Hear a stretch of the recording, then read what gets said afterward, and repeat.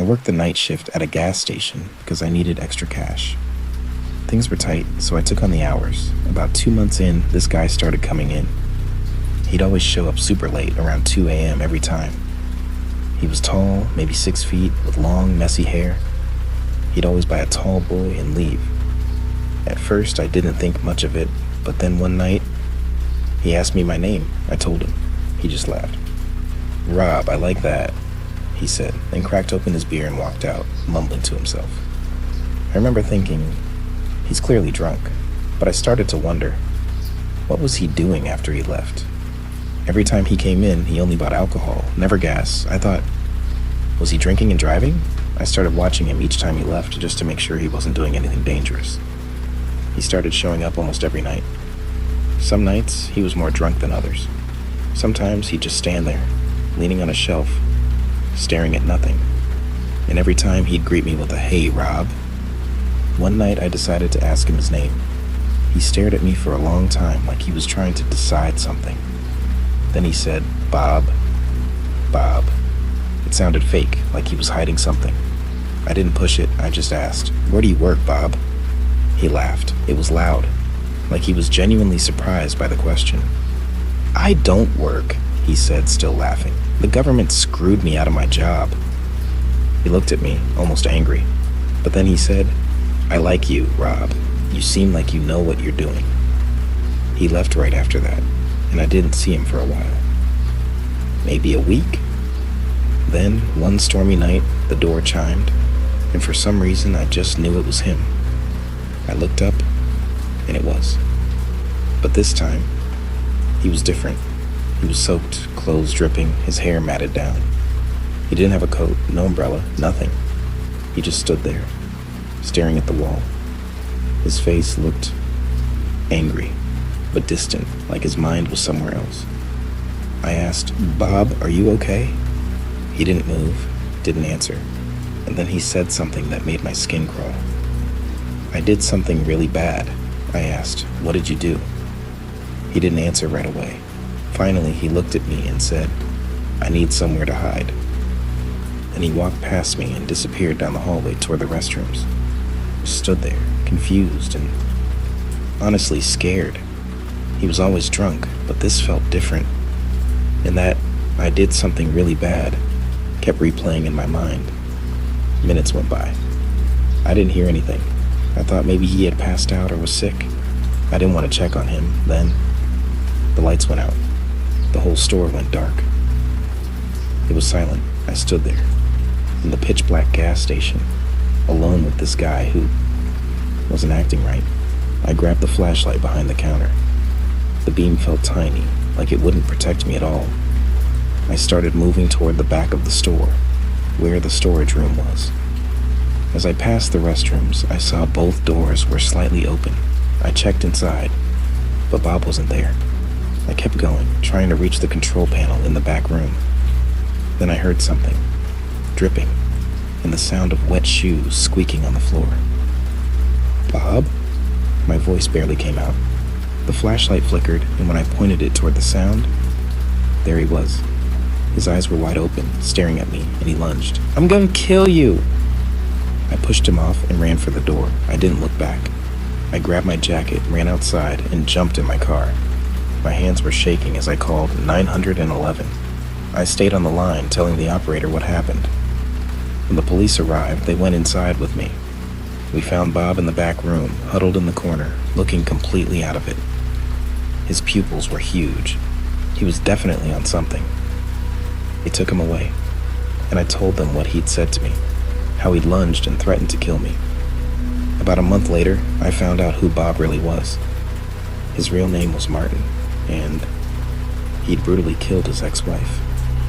It might have happened that same night he came into the gas station.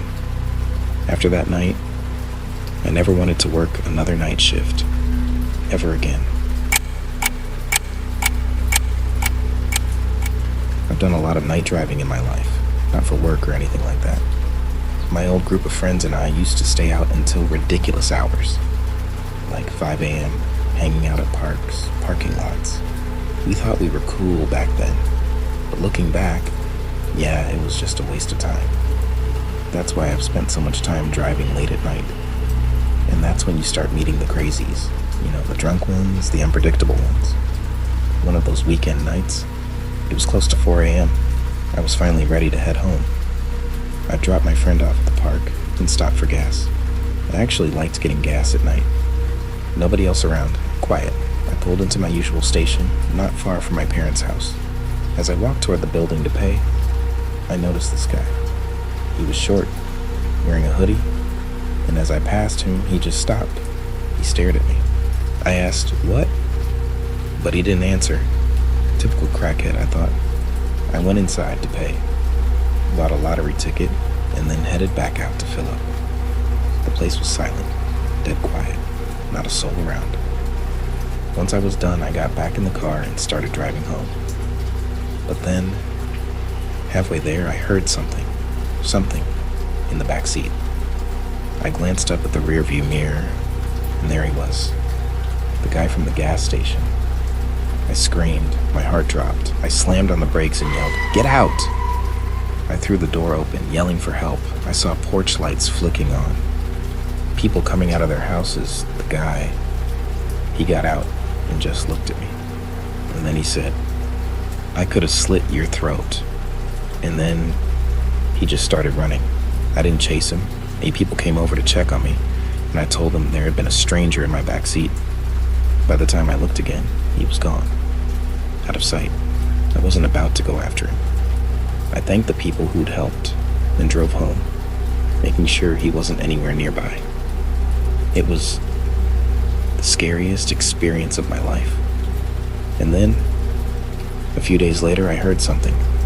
In the newspaper, there was an article. A guy had been found dead. The gas station attendant.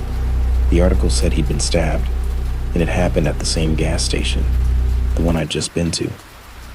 It turned out the guy in my back seat was the one who did it. I often think about what could have happened if I'd gone to use that bathroom, if I'd opened the door and found the body. We never went back to that station again.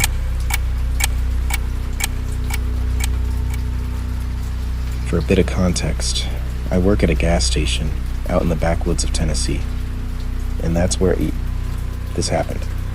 Last night, when I clocked in at 8, the store was completely dead. I figured it would be an easy night, since this road isn't the main road anymore. It used to be, but about a decade ago, they built a new freeway. After that, almost every business packed up and left, abandoning their old buildings. Now they're empty, and some of the local druggies have claimed them. By around 11, with only an hour left on my shift, I figured I should actually get some work done, instead of just sitting around. I'm 18, so I work the shift alone, which is nice. It means I can do pretty much whatever I want, as long as I finish my tasks. Then I noticed we were almost out of BBQ chips, and of course, those are kept down in the basement. I've always hated going down there. The basement just gives me the creeps. Why the owner decided to store everything down there is beyond me. I started down the steps, taking them slowly, one at a time. I got about halfway down when I heard something. Something fell on the other side of the room. And then it sounded like footsteps coming my way. I ran up the stairs, slammed the door shut, and locked it, my heart racing like crazy. Back upstairs, I went behind the counter and pulled up the security cameras. I switched to the one looking into the basement, and there was this guy, just standing there, smiling right up at the camera. His eyes looked completely unhinged, but he didn't look like the usual junkies around here. He was clean-shaven, dressed in jeans and a button-up shirt, like a normal person. If he'd walked into the store, I wouldn't have thought twice, but seeing him down there, just staring into the camera, smiling, it shook me to my core. I called the store owner. He was annoyed at first that I'd called him in the middle of the night, but as soon as he heard how freaked out I was, his tone changed. He said he'd be there in 15 minutes, and told me to lock the main door and make sure the guy didn't go anywhere. I asked if I should call the police, but for some reason he didn't want me to. Not yet. I locked up the gas station and went back to watching the guy on the camera. He was still there, smiling up at me, just staring. And then, after a few minutes of that, he walked out of view. My boss showed up soon after, armed with a shotgun. I let him in, and he went straight to the basement. I followed him, feeling a little safer with someone else there. But when we got down there, there was no one. My boss said, maybe I was tired, maybe I just imagined him. But I know what I saw. And now, I have to clock back in a few hours, and I'm really dreading it.